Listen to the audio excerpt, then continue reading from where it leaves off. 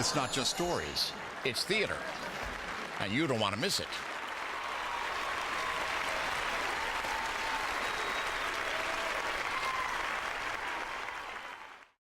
Okay, it's 1982. I'm in high school in New Jersey, and I've read this amazing book called The World According to Garp by John Irving.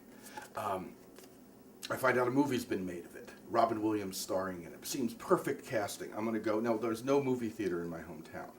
So we're going to drive. I'm getting a load of friends together. We're driving an hour to go see this movie that, my friends have barely heard of. Some of them I forced the book on. We go to see this movie, and it's a terrific movie. Robin Williams is very good in it. But there's this other guy, John Lithgow, who I find out later, because who knows who he is. And he's playing Roberta Muldoon, who is undergoing a sex change. And an amazing performance. Suddenly this guy's on the radar.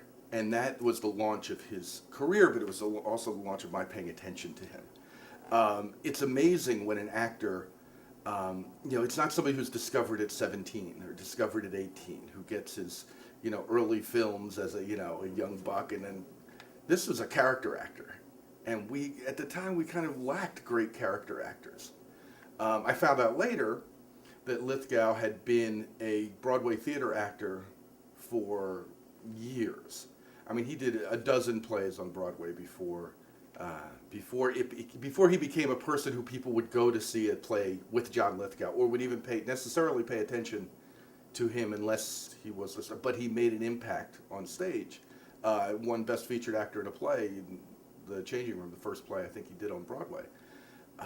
But after that, he started becoming more notable in theater, doing M. Butterfly on Broadway, The Front Page on Broadway. Wide range of things. Huge respect for a guy who throughout his career has kept returning to plays. Not necessarily the biggest box office potential plays, not just grabbing the hot play of the season and doing it, but doing really interesting plays, and then also stretching himself into new areas. I mean, he started doing musicals. I saw him in Chicago in the musical version of The Sweet Smell of Success. Not an incredibly successful musical. It didn't quite work. But I think the fact that he was involved in it helped make it happen. And there was an actor on stage giving his all in a developing musical. It's easy, too, for Hollywood stars to say, okay, I'm going to do that revival. I'm going to do that tried and true material. Here's an actor willing to try new stuff. I mean, when you go into M. Butterfly, which, if you're not familiar with that one, look it up. That's a gutsy move for an actor, to be so front and center for an entire play that's about delicate subject matter. You want to see that. So he did Sweet Smell of Success. He had more success with Dirty Rotten Scoundrels as a musical.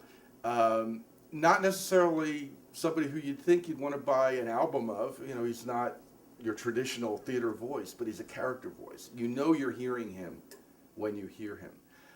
And that is translated now into children's stuff. He's done a couple of kids' recordings of songs. His children's books have been hugely popular. Again, it's easy for a Hollywood star to say, oh, I'm going to write a children's book. I'll get my secretary to write it, and I'll put my name on it, and whatever. But he has proven dedicated to that art form. And there's been, I don't know how many, 8, 10, 12 children's books out there now. I think of him, this may seem odd, but I think of him as kind of the Billy Joel of actors.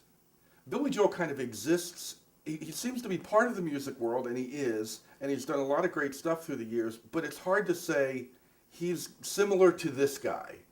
He sort of exists in his own genre. And John Lithgow, to me, is the same kind of thing. He could be an intense villain, as he's proven in movies, as he's proven on TV. He could be a light comedian, as he's proven in movies and proven on TV and on stage. He can plumb the depths. He can do Shakespeare. He can do crazy Christopher Durang stuff. There's an amazing wide range, and that's to me an actor who isn't taking a part because this is going to show what I do. I'm taking a part to see what I can do. And he throws himself into it, and that's exciting. I'm excited about the form that he's taking here. I mean, he's storytelling, and some people think that may seem a little easy, but it is not. It's somebody who is going to command the stage in a gentle, friendly, welcoming way for the duration of a show. He's not bringing elaborate sets with him. He's not bringing big costumes. He's not bringing a full cast. It's storytelling. And this is something that is a tradition going back to, Mark Twain and Charles Dickens and people gathering around a cave fire, Somebody is going to engage us just by telling us stories. It's what we, I think, in a lot of ways miss from growing up. It's something we forget sometimes with our kids, where storytelling at bedtime becomes a chore. But it's a magical thing to be able to do. And to watch somebody do that for an audience of hundreds, thousands, hopefully a full house at Clues Hall, it's a wonderful thing to hear people hanging on words. I think it's best to come into a show like this with no expectations about celebrity. Come in because a terrific storyteller is going to tell you stories. You can put it in context of a lot of things in it doesn't. Let's write that sentence again. This form doesn't really exist in a vacuum even here in Indianapolis. You can see lower profile people.